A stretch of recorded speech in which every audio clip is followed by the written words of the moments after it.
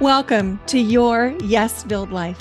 I'm your host, Brenda Winkle, educator, healer, speaker, guide, and fierce advocate for your yes. I help sensitive and successful men and women find, reclaim, and live from their full embodied yes. Through empowering you to understand your energetic hygiene, establish healthy boundaries, and heal your nervous system, you'll be able to create your yes-filled life and move through your days with more freedom, more ease, and more joy. You'll hear inspiring stories of people who found their full-bodied yes, thought leaders who pursued their own dreams and are living life on their terms, and learn new ways to find the courage, joy, ease, and freedom to more fully step into your yes-filled life. Say no to the good so you can say yes to the great. Join me on this journey to discover your yes-filled life. Whether you're looking to break free from the golden handcuffs, start a new business, find your dream job, or simply live with more intention and mindfulness, I've got you covered. Let's explore the possibilities together and make your dreams a reality. Ready? Let's do this. Let's get you to your yes-filled life. Hello, and welcome to Your Yes-Filled Life. I'm your host, Brenda Winkle. Today on the podcast, we're going to continue our deep dive into the power framework for empathic entrepreneurs, and we'll be looking at the evaluate pillar of the power framework. The P was for presence, O for optimize, W for wisdom. And those 3 episodes are the most recent 3 episodes on your yes-filled life. And so if you haven't yet listened to those, invitation to go back and tune in. Before we dive into the E pillar of the power framework, I have a question for you. Do you ever feel overwhelmed by the demands on your time and energy, especially as an empath? And do you ever find yourself saying yes to everyone else, but neglecting your own needs and desires? Well, I have some exciting news for you. I'm hosting a free masterclass on October 29th at 9 a.m. Pacific that's all about unlocking the power of boundaries. This masterclass is designed specifically for the empathic entrepreneur, the high performing woman like you who wants to reclaim her time, energy, and focus. In this masterclass called Boundaries for Empaths, you're going to discover how setting healthy boundaries can help you build emotional resistance so you can handle life's challenges with greater control and feeling stable. How you can create more independence and interdependence, giving you ownership over your decisions and your actions. And you'll discover how you can actually boost your self-worth by reinforcing that your needs matter just as much as anyone else's as you get better and better at setting boundaries. You're going to learn how to improve the balance of your work-life blend by saying no to overworking, overcommitting, overgiving, and yes to more time and ease for yourself. You'll learn to make clearer decisions that align with your values without second guessing yourself, whether we're talking about your business or your personal life. And you'll reduce stress and anxiety by managing your time and commitments and energy more effectively. Whether you're looking to strengthen your relationships, feel more empowered, or simply find more calm in your life, this masterclass is for you. So if you're ready to take back your time, your energy, your bandwidth, your peace, your freedom, and your abundance, and create boundaries that truly serve you, join me on October 29th at 9 a.m. Pacific. It's completely free, and I promise that you're going to walk away feeling more empowered and aligned with your mission. Register at brendawinkle.com/boundaries, and I'll also put that link in the show notes. There is a limited time replay available, so if you can't be there live, you can catch the replay. Now, over the last 3 weeks, we've been unpacking the power framework for empathic entrepreneurs. And like I mentioned, we've talked about the P for presence, the O for optimize, and the W for wisdom. Now, this week, we're talking about the E pillar for evaluate. Now, on the surface, it might seem like this is actually the simplest of pillars, but it's actually the most difficult because it requires us to get real about what's happening in our lives and our relationships. And because of your empathic nature, it's sometimes easier to believe other people's projections about you than it is to get honest with yourself. Ask me how I know. So, as we dig into this pillar, let's talk about what it means. This E for evaluate pillar is going to allow you to diagnose energy issues. It'll help you learn to discern and address any energetic problems in your space, your relationships, your finances, your health, in your personal life, and then how to make adjustments. So, the first part of this pillar is around noticing energy leaks.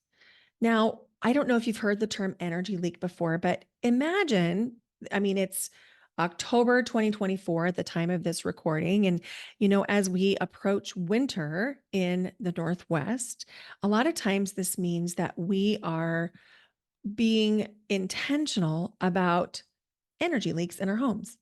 This is a great time to make sure that the seals on your doors and windows are operating properly. It's a great time to make sure that there's insulation behind your outlets, and it's a good time to take a look at the insulation in your home. It's the time when many of us remove the hoses from the exterior water spigots and we winterize the water spigots. And all of this is in part because we're trying to prevent energy leaks, right? We don't want the cold from our homes to escape into, or excuse me, the cold from the we don't want the cold from outside to come inside and for the heat in our homes to escape through the different cracks and crevices in our homes. We're preventing energy leaks. And this evaluate pillar is a way that you can do this for yourself, for your life, for your business, for your relationships. You're going to prevent energy leaks. Now, before we can really talk about what that's going to look like, let's talk about what a symptom of an energy leak might present itself as. Here are some of the symptoms that you have an energy leak. So if you have these things, it might be that you're leaking energy somewhere. Overwhelm, fatigue, having repeated illnesses where you catch literally everything going around and you're just sick on top of sick on top of sick, maybe cold after cold after cold. You have trouble focusing. You're prone to distractions.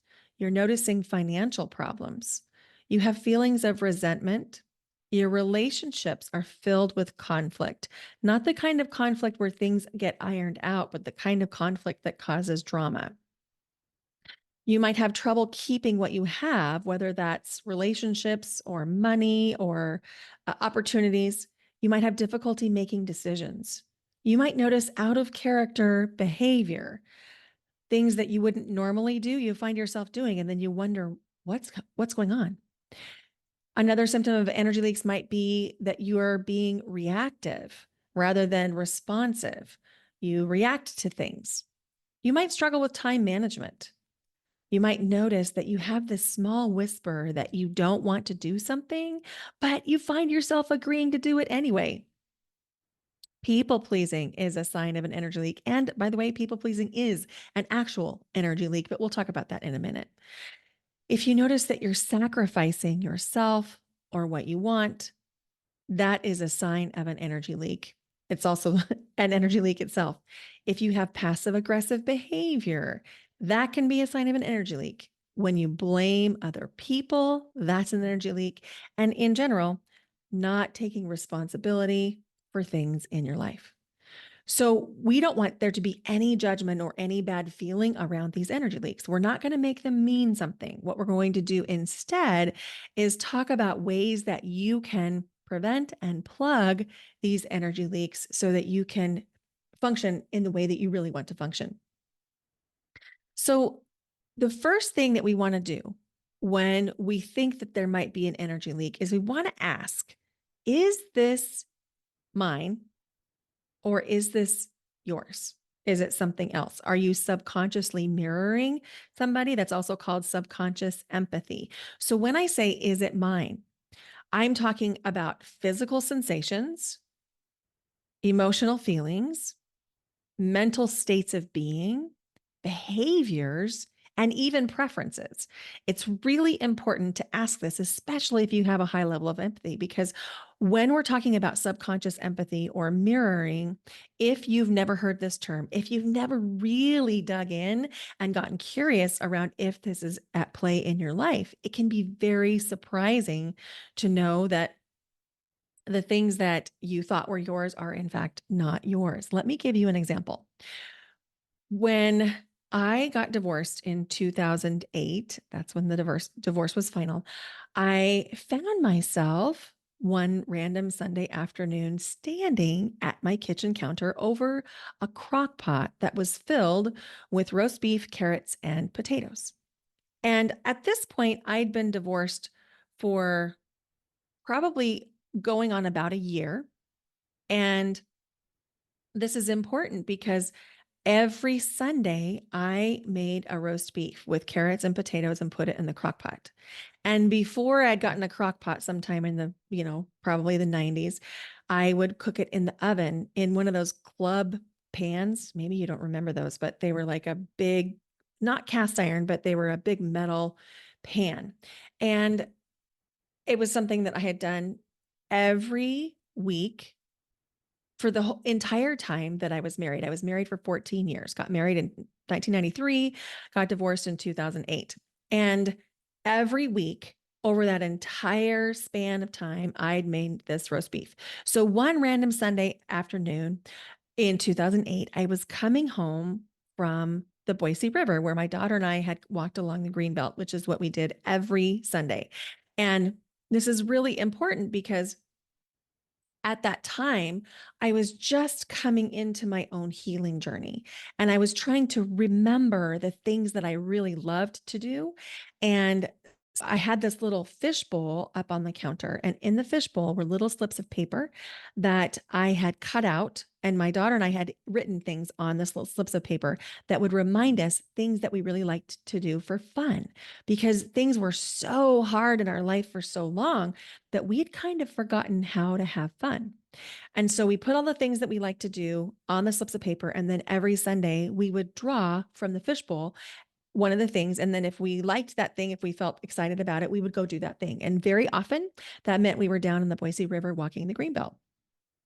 And this particular afternoon was no exception. So we came home from the Boise Greenbelt and I stepped up to the counter and was just peering down into the glass lid of the crock pot. And you know how when the crock pot is hot, it's not steamy anymore and it looks condensed, but it's still kind of clear. And so I could see down into the crock pot. I could see the carrots and the potatoes, and I could see the roast and the juices forming around it. And I, for some reason, had this moment of curiosity where I started to wonder what I liked about this particular meal.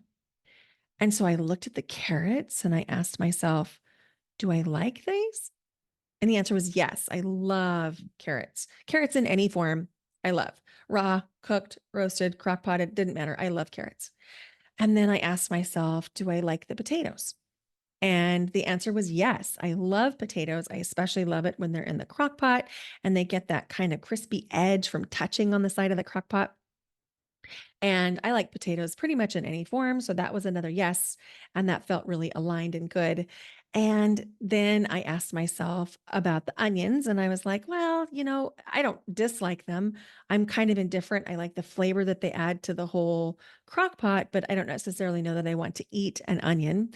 And then I got to the roast beef and I asked myself, do I like this roast beef? And the answer was no, I do not like this roast beef. Now, I probably told this story before in the podcast. I know for sure that I've told it in my groups, but I was stunned, literally stunned, so surprised by my own answer about the roast beef that I asked myself the question again. And I was like, do I like roast beef? And the answer again was no, I don't. And I was so taken aback by that answer that it made me curious around what else am I putting on my regular menu for each week that I don't actually like? And what are the things that I do actually like? And The truth was, at that time in 2008, I actually didn't know. I didn't know what it was that I liked and what I didn't like.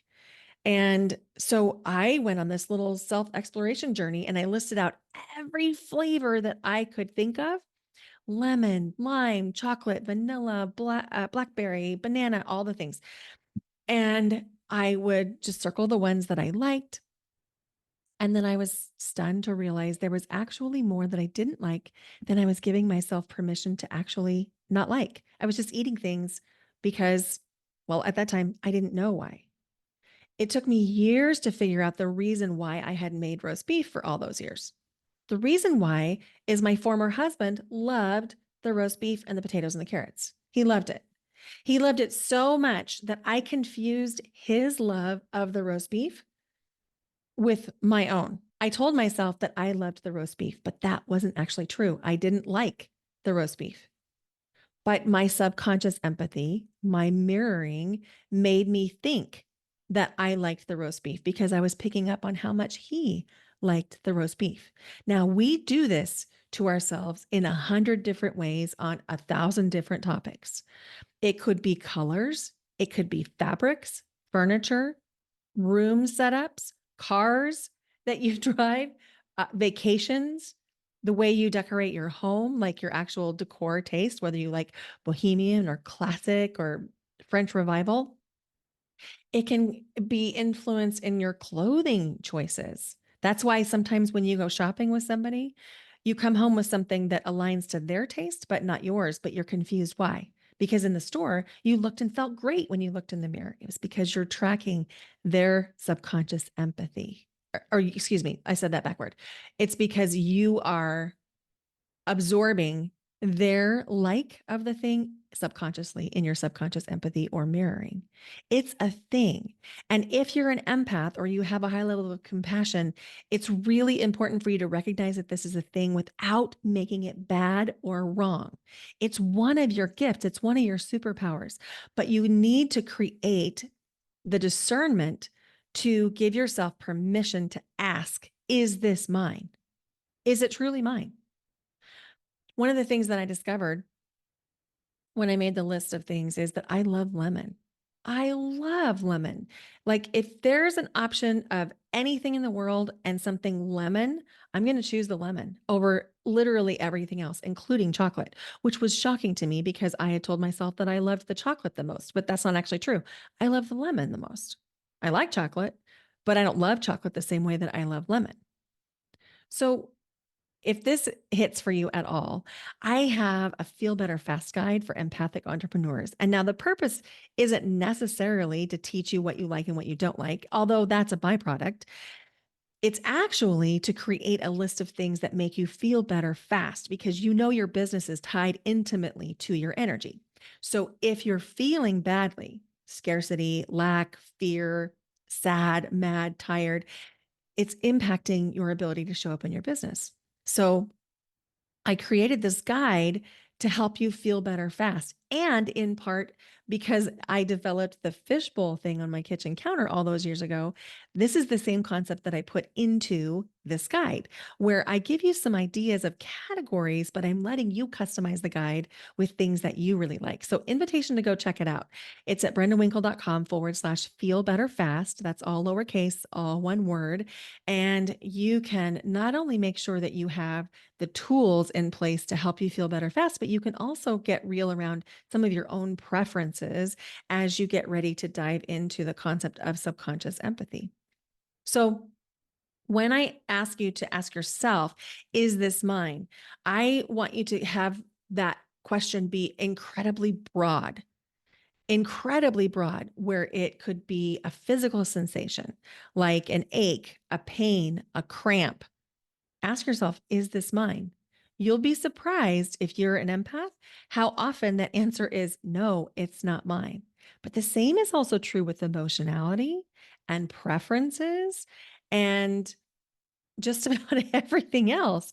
So, this evaluate pillar of the power framework is essential because if something is not yours, but you're making decisions based on it, you end up with misaligned decisions, which is one of the things that gets in the way for empathic entrepreneurs. If we're making decisions based on what someone else thinks is best for our business and not what we truly know is best for our business, we can end up feeling very frustrated, very burnt out, and like nothing in our business is working when the truth is we're doing what someone else thinks is best for our business and not tapping into our own intuition. So that's the other benefit of this particular pillar of the power framework is that it helps you connect with your intuition, which leads us to the next question that I invite you to ask yourself. Is this best for me right now? Sometimes you'll be influenced by somebody with, again, that subconscious mirroring that we're not making bad, but you'll be influenced to do something because it worked for somebody else, or maybe somebody else benefited from it. And so they will tell you that, and without any intention of talking you into something, but sometimes you can get talked into something just because somebody's excited about it. And so it's really important before you make any decisions that you ask yourself, is this best for me right now? And give yourself time and space to actually ask the question and then get the answer. And then that leads us to the third question that I would invite you to ask yourself. So the first was, is this mine? The second is this best for me right now? And now here's the third. Is this what I want? Is this what I want? And this one is actually harder to answer than you might think because that subconscious empathy can be so strong, especially if it's somebody that you're in close relationship with, that you might need actual physical space from that person in order to get a true answer. So those three questions I want you to ask yourself are, is this mine? Number two, is this best for me? Number three, is this what I want?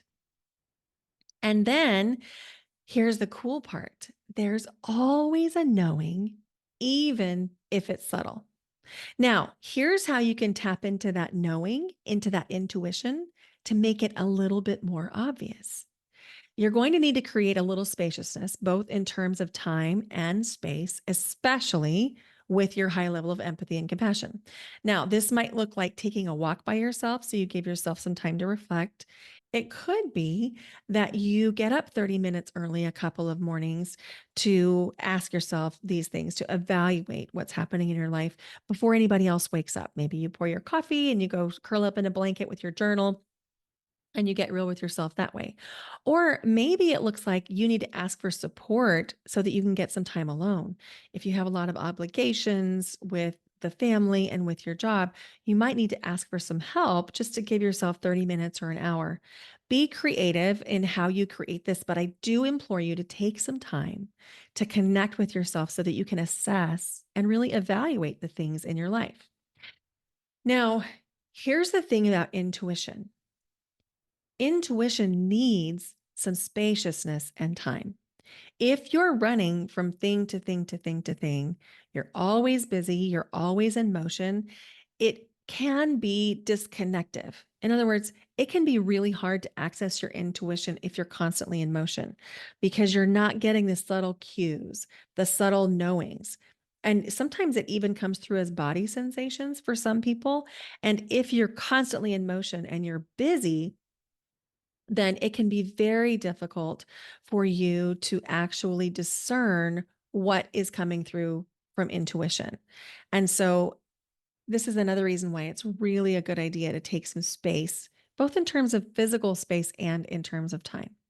And then, as you're getting ready to evaluate, I would encourage you to evaluate each area of your life and ask yourself these three questions, and I'll review the questions for you here in each area of your life. The three questions are, number one, is this mine?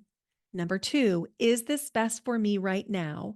Number three, is this what I want? And then you're going to overlay those three questions to every area of your life. And I like to think about this in terms of like a wheel of life. I use this with my coaching clients where we evaluate how things are going in each area of your life because it's nice to think about creating a nice round wheel.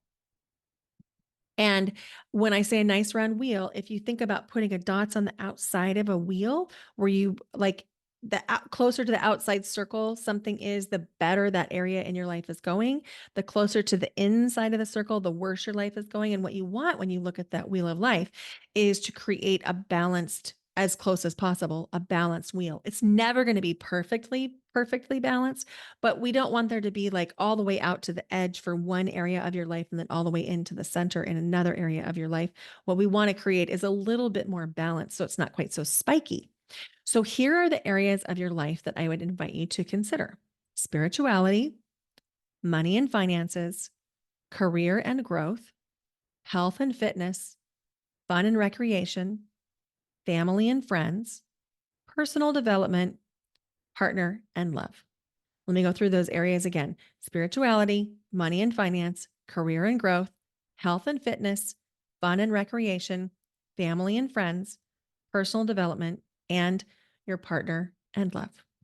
Invitation to journal and reflect on each of those areas and ask yourself those 3 questions. And once that complete, and I really need to implore you to not skip this step. Once that's complete, I'd like you to ask yourself the question: is there any area that's being affected by an energy leak or subconscious empathy? And the way that you can ask yourself this question, well, there's 3 ways that I teach. There's more than 3 ways. Let's be clear. There's a lot more than 3, but there's 3 ways that I teach. One is through muscle testing. The other is through journaling and stream of consciousness. And the third way is stream of consciousness speaking, where you might record yourself on a voice memo. And if you diagnose any issues related to energy leaks or subconscious empathy, then you know what you want to focus on. So those 3 ways again would be muscle testing, journaling with stream of consciousness, or stream of consciousness speaking and recording yourself. I've talked about muscle testing on the podcast before, but just as a recap, muscle testing is where you can get the answer that your true highest self believes to be true or false by using the body as a dowsing rod. So when we think about muscle testing, it's like the ultimate truth telling mechanism. You can trick it. You can come up with false positives and negatives if you're not really careful. So there's some steps I want you to take in muscle testing. You always want to test for yes or no before you actually start to ask the questions.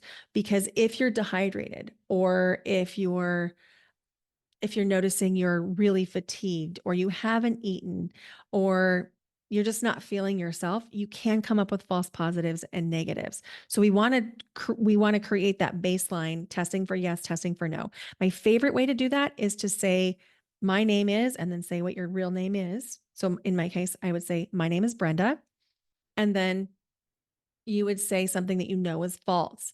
And it's fun to choose somebody else in your family and say your name is that person. So my daughter's name is Maya. So I might muscle test for my name is Maya, and then that should be a no. Your yes is going to gently tip forward, and your no is going to gently tip backward. So you're going to put your feet comfortable width apart, usually close to hip width apart. You don't want your feet right next to each other. And then your arms are going to be at your side. That's very important. Your arms are loose at your side. And then here's the most important thing: you're going to close your eyes. This is so essential, because if you don't close your eyes, it's very possible for you to override the muscle testing. And you can create false positives and false negatives based on what you want, not on what you actually think is best. And so closing your eyes is very, very essential. So for that muscle testing, you'll stand with your feet comfortable width apart, arms at your side, eyes closed. Then test for yes, test for no. And then you can just test for, is this mine? Or is this the best thing for me now? And you can overlap those 3 questions with your muscle testing to make sure that you're actually seeing things as your higher self, as your inner self is actually seeing things. And when you diagnose any of these issues related to energy leaks or subconscious empathy, then you know what you need to focus on. And that's the beauty of this pillar of the power framework for empathic entrepreneurs, is that now you know where to put your energy and your focus. And Here's the beautiful thing. You're probably asking, well, what do I do if I find I have energy leaks? Well, I'm so glad you asked. You know what the answer is in most cases? In most cases, it comes back to setting healthy boundaries. Now, there's some other pieces and parts to this because if your nervous system is dysregulated, if you don't feel safe to set boundaries, then we would want to go back and make sure that we address any underlying beliefs or child parts or protector parts or even traumas to make sure that we can create some safety in your body so that you can set boundaries. But if that is all taken care of, then it would be a great opportunity for you to set some boundaries. And guess what?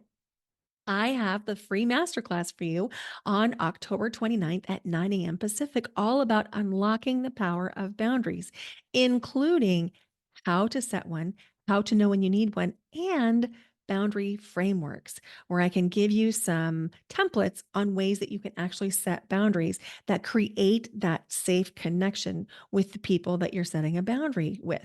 Now, the beautiful thing about this class is it's approaching boundaries as a way to create safe connection. It's not about pushing people away. It's not about teaching people how to treat you. I mean, although that's part of setting a boundary, but the real beauty of an appropriate, healthy boundary is that it allows there to be a safe connection. And as an empath, this is so important for you because you crave that connection with people, right? And if you perceive a boundary as something that's going to cause a disconnection, you won't set it. And so we want to really change the paradigm around boundary setting so that it is all about fostering connection, fostering closeness, fostering safety inside your relationships, whether we're talking about a personal relationship, a romantic relationship, a team member relationship, a work relationship, or a relationship with a client. We want to create boundaries to create safety. And the more you have appropriate boundaries set, the more you'll realize that you're not having to deal with energy leaks. And then the other beautiful thing is once that happens, you start to be really aware when you accidentally do have an energy leak. And let me tell you, that's part of this process. I don't know anybody who doesn't come back and evaluate themselves for energy leaks from time to time, especially if they're an empath. It's not a one and done thing. And I would I would run from anybody who told you that they could just like check this box and then be done. I have not found that to be true in my life. I've not found that to be true of any of the mentors that I've worked with. And I've worked with some really powerful, knowledgeable, gifted people on boundaries, one of whom was Terry Cole, who wrote the book Boundary Boss. I worked with Terry in two of her courses and met her in person at a mastermind retreat event in November of 2022. And so when I say that the boundary work changed my life, I'm telling you, it really, really, really did change my life. In fact, that's what gave me the courage to do the life that I'm living now. Because if I wouldn't have set boundaries around my time, energy, and bandwidth, I wouldn't be full time in my business. I would still be in a classroom teaching music. And not that that would be a bad thing, but I really wanted to run this business.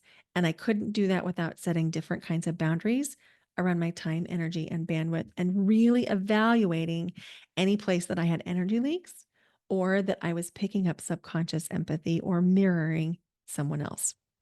So I'm an open book. If you've got questions about this episode, please reach out to me at Brenda Winkle on Instagram. Email me, brenda@brendawinkle.com. And let me know what your questions are.